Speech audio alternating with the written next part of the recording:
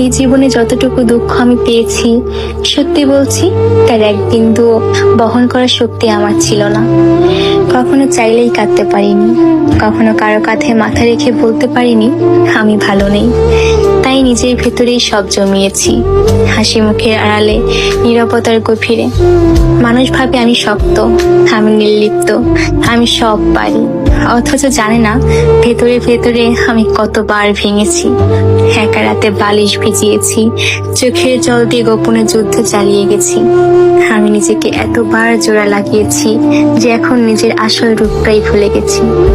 কখনো ভেবেছি হয়তো এই দুঃখগুলো সামলে নিতে পারবো, হয়তো সময় ঠিক করে দেবে সবকিছু, কিন্তু বাস্তবতা হলো আমি আয়ত্তের বাইরে দুঃখ ধারণ করতে করতে এখন নিজেই ধ্বংস হয়ে গেছি।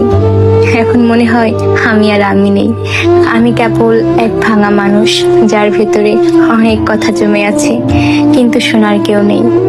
সবাই বলে খারাপ সময় সব সময় থাকে না, সময় ভালো হয়ে যাবে, কিন্তু কেউ বোঝে না সময় শুধু ক্ষত তৈরি করে, সেগুলো শুকায় না।